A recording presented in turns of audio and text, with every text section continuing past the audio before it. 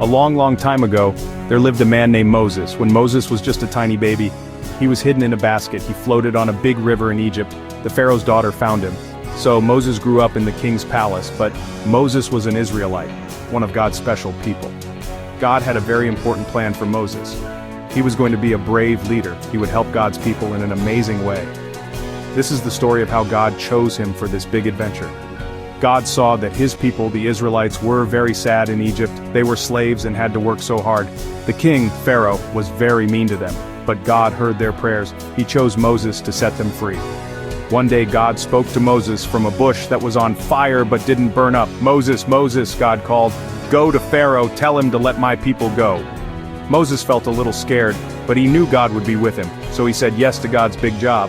Moses went to Pharaoh, the king of Egypt. He bravely said, "God says, let my people go." But Pharaoh had a hard heart. He said no. He said it many times. So God sent 10 big troubles to Egypt. These were called plagues. There were frogs everywhere, and buzzing insects, and terrible darkness. After the last, saddest plague, Pharaoh finally agreed. "Go," he shouted. The Israelites hurried out of Egypt. They were a huge crowd of people, so happy to be free at last. They were on their way to a new home, a land God promised them. But guess what?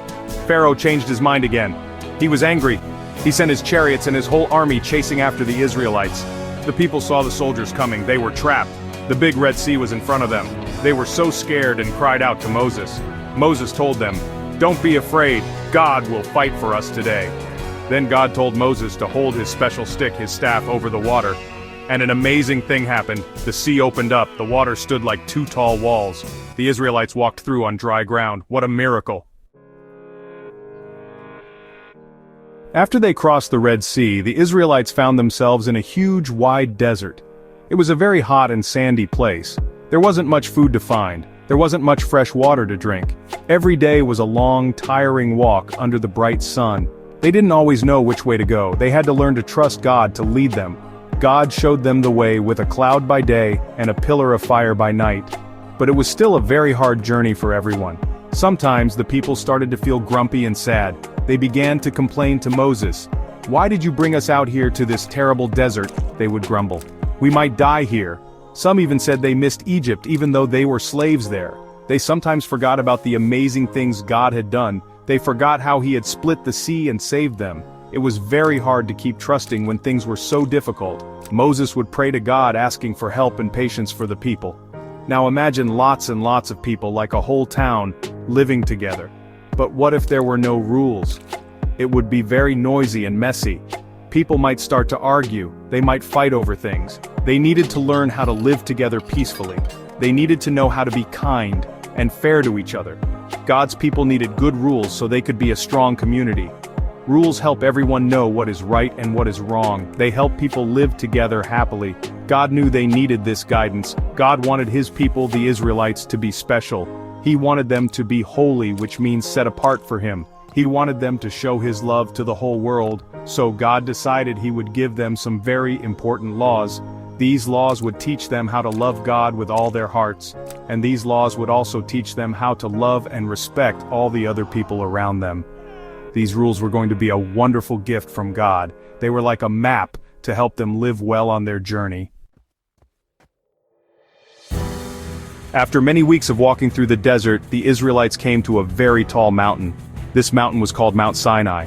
It was a special and holy mountain, a place where God would show his power. God had told Moses to bring all the people to the foot of this mountain. Something very important was going to happen here. God was going to speak to Moses. The people set up their tents all around the bottom of the mountain. They waited, wondering and a little bit afraid to see what God would do next. Then God called out to Moses. "Come up the mountain," God said. So Moses started to climb.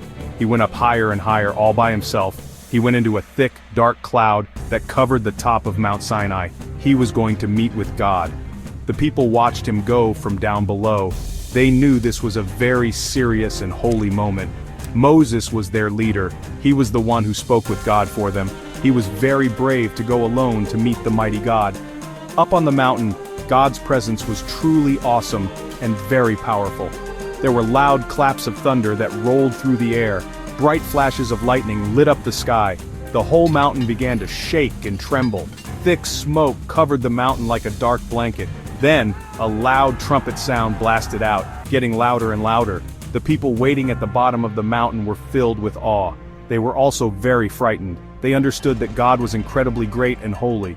This was truly God showing his amazing glory. God spoke with Moses on Mount Sinai for many days and nights. He gave Moses many instructions and laws for the Israelite people. The most important of all these laws were called the 10 Commandments. These were 10 special rules from God, and God himself wrote these 10 Commandments on 2 flat pieces of stone called tablets. These were not just ordinary rules. They were God's own special words for his people. They were like a promise, a covenant, between God and the Israelites. Moses would bring these precious laws down to all the people. The first few commandments were all about loving God. God said, "I am the Lord your God, who brought you out of Egypt. You must not have any other gods except me." This was the number one rule, the most important one. Then God said, "Do not make any statues or idols to bow down to and worship."